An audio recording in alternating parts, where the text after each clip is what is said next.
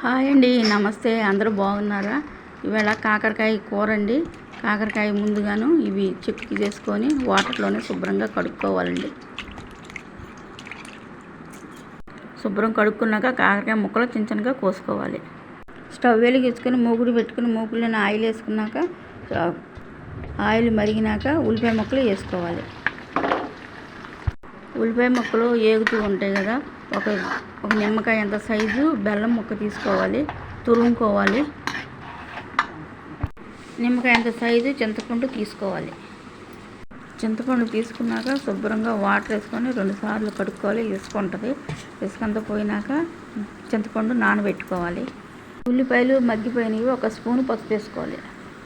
తర్వాత ఉప్పు వేసుకోవాలి. ఉప్పు వేసుకున్న తర్వాత అలాగా నూనెలోనే మగ్గనిస్తూ ఉండాలి. మగ్గనిచ్చినాక తర్వాత కొత్తిమీర శుభ్రం కడుక్కొని వేసుకోవాలి. కొత్తిమీర వేసుకున్నాక అలాగా మగ్గనివ్వాలి. కొత్తిమీర మగ్గిపోయింది. మగ్గిపోగానే కాకరకాయ ముక్కలు పచ్చేసుకుని ఉన్నాయి కదా, కాకరకాయ ముక్కలు వేసేసుకుంటున్నాను. గింజలు లేకుండా కట్ చేసుకున్నాను. గింజలన్నీ తీసి పడేసాను, కాకరకాయ గింజలు. కాకరకాయ ముక్కలు వేసుకున్నాం కదా, అలా కలుపుకోవాలి. కాకరకాయ ముక్కలు మగ్గిపోయినాక కారం సరిపోయినంతగానే వేసుకోవాలి. నేను మట్టికి 2 చెంచాలు వేసుకుంటున్నాను కారం వేసుకున్న తర్వాత గరిటెతోటి అలా కలుపుకోవాలి. కాకరకాయ ముక్కలు మగ్గిపోయినాయి, కారం అన్నీ వేసేసుకున్నాం కదా. నిమ్మకాయ అంత బెల్లం అని చెప్పాను కదా, కోరుకున్నాను కదా, ఆ బెల్లం వేసేసుకోవాలి. నిమ్మకాయ సైజు అంత బెల్లం కోరుకున్నాం కదా, ఆ బెల్లంలోని కాకరకాయ ముక్కలు కలుపుకోవాలి. మగ్గిపోయింది కూర. కరివేపాకు శుభ్రంగా కడుక్కొని వేసుకోవాలి. అలా గరిటెతోటి కల తీసుకోవాలి.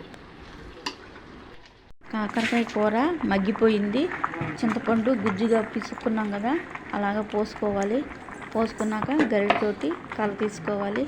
అయిపోయినట్టే కాకరకాయ కూర. తాలింపు వేసుకోవటమేనండి. 1 స్పూనుడు మసాలా పౌడర్ వేసుకోవాలి. మసాలా పౌడర్ వేసుకున్నాక గరిటెతోటి అలా కలుపుకోవాలండి. దగ్గరగా పడిపోయింది, మగ్గిపోయినట్టే, ఉడికిపోయినట్టే. ఇంకా తాలింపు వేసేసుకోవటమే, అయిపోయిందండి.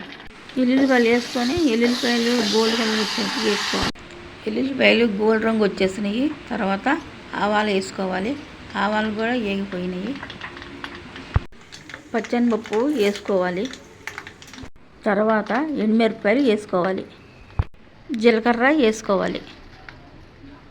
కరివేపాకు వేసుకోవాలి. సాయి మినపప్పు కూడా వేసుకోవాలండి. కరివేపాకు వేసుకొని అలా కలుపుకోవాలండి.